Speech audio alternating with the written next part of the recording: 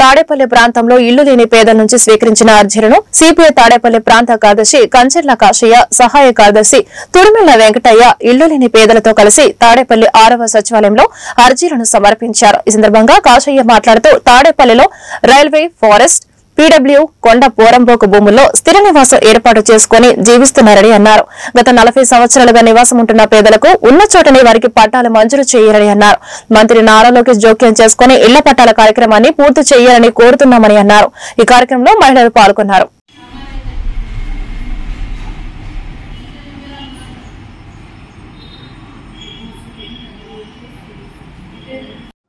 తాడేపల్లి పట్టణంలో గత 40 సంవత్సరాలు సుమారుగా జీవిస్తున్నటువంటి రైల్వే ప్రాంతంలో ఇల్లు వేసుకొని జీవనం సాగిస్తూ ఈనాటికి కూడా ప్రభుత్వం వారు ఇల్లు కట్టుకోవడానికి డబ్బులు ఇవ్వాలన్నా లేదా గట్టిగా ఇల్లు వేసుకోవాలన్నా లేదా ఇవాళ ఇల్లు కప్పుకోవాలన్నా ఇంటి మీద రేకేసుకోవాలన్నా కూడా రైల్వే డిపార్ట్మెంట్ వాళ్ళు అనేకమైనటువంటి ఇబ్బందులు పెడతా ఉన్నారు.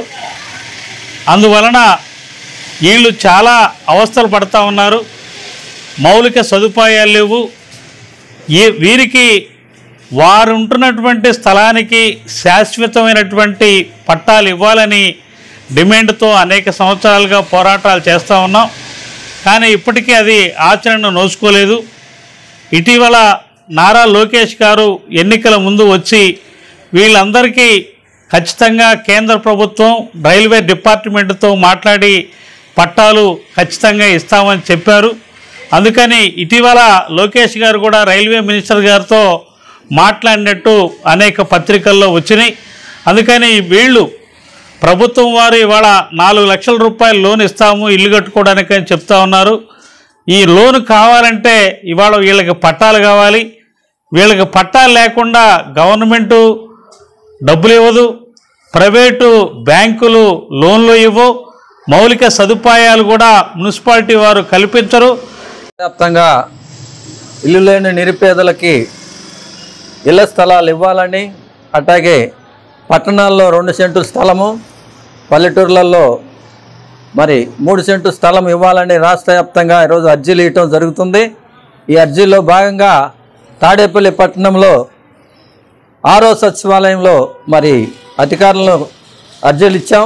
అట్లాగే మరి ఎన్నో ఏళ్ళుగా 40-50 సంవత్సరాలుగా రైల్వే స్థలాల్లో, కొండపోరంబోకు ఇరిగేషన్ స్థలాల్లో నివాసం ఉంటున్న పేద ప్రజలు మరి ఎన్నో అవస్థలు పడుతున్నారు. వారికి న్యాయం చేకూర్చాలని, అట్లాగే మంత్రి గారు ఇచ్చిన హామీని ముఖ్యమంత్రి గారు ఆ రోజున ఏమైతే చెప్పారో వారి వాగ్దానాలు నెరవేర్చాలని వారికి విన్నవించుకుంటున్నాం.